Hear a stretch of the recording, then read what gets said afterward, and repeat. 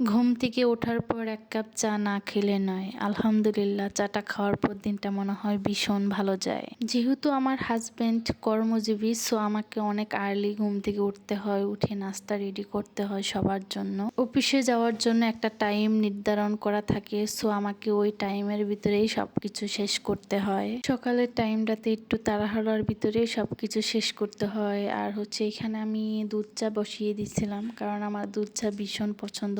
আমি আমার পরিবার সবাই কম বেশি দুধ চা পছন্দ করি। আর এটা আমাদের বাড়ির গরুর দুধের চা। গরুর দুধ যেহেতু শেষ হয়ে গেছে, তো ভাবলাম আমি ফ্রিজে কিছু দুধ ছিল, তো ওগুলো বের করে আমি এখানে পাতিলে গরম দিয়ে নিছিলাম আগে। আর সকালবেলা ঘুম থেকে ওঠার পর যখন এই ছোট্ট ব্যালকনিতে আসি, এই দৃশ্যটা দেখার পরে এমনিতেই আমার মনটা অনেক বেশি ভালো হয়ে যায়। আর আপনারা কম বেশি সবাই জানেন, এখন আমরা যে জায়গায় আছি এটা পুরাই গ্রাম্য পরিবেশ।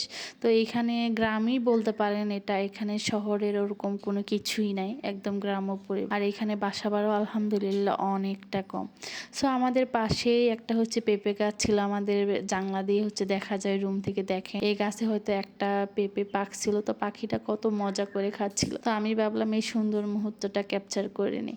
তারপরে ভাবতেছিলাম দুপুরের জন্য কি রান্না করা যায়। তো ফ্রিজে আমার কিছু কই মাছ আনা ছিল, তো ভাবলাম এগুলো বের করে নিই। আর আগের কিছু ডাঁটা শাক ছিল, তো ডাঁটা শাক দিয়ে কই মাছ দিয়ে আলু দিয়ে রান্না করলে আমার মনে হয় এটা খেতে ভীষণ মজা হয়। যেহেতু আমি রান্না করছি, আলহামদুলিল্লাহ এটা খেতে ভীষণ মজা ছিল। আর কম বেশি সবাই জানেন আমরা আমি টাঙ্গাইলের মেয়ে, সো আমাদের বাড়িতে মাছ দিয়ে আলু দিয়ে সবজি দিয়ে রান্না করে। তবে আপনাদের ভাইয়া এইভাবে খেতে একদমই পছন্দ করে না, তার জন্য যে শুধু মাছ ভুনা করতে হয়। আর সবজি রান্না করলে সবজি দিয়ে চিংড়ি মাছ দিয়ে শুধু সবজি রান্না করতে হয়, তাদের দেশে এইভাবে খায়। সো আমি মাঝে মধ্যে দুনো রকমই করি, কারণ সেও ওইভাবে খেতে পছন্দ করে, আমি এইভাবে খেতে পছন্দ করি।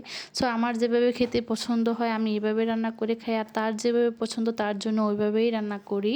প্রত্যেকটা খাবার যখন আপনি রান্না করবেন, আমার মনে হয় মশলাটা ভালোভাবে কষিয়ে নিলে ওই রান্নার টেস্টটা এমনিতেই দ্বিগুণ বেড়ে যায়, কারণ রান্নার টেস্ট ডিপেন্ড করে মশলাটা কষানোর উপর। তো আমি এখানে এই জন্য ভালোভাবে মশলাটা কষিয়ে নিচ্ছিলাম, তারপরে ভাজা আলুগুলো দিয়ে দিলাম। আর আমি সবসময় যে আলুটা একটু ভেজে নিই, কারণ এটা দিলে মনে হয় একটা সফটনেস কাজ করে। যখন আপনি আলুটা মুখে দিবেন একদম নরম গলে যায়, এটা খেতেও ভীষণ মজা হয়। আর এই সবজিটা খেতে আমার কাছে অনেক অনেক বেশি মজা লাগে। আর ডাটাগুলো দেখেন একদম সফট হয়ে গেছে, দেখেই খেতে ইচ্ছে করতেছে, তাই না? আর এই তরকারিটা যে মাছ দিয়ে আমি রান্না করছি, কি বলবো, আসলে নিজের রান্না বলে প্রশংসা করছি না, সত্যি খেতে ভীষণ মজা হয়েছিল।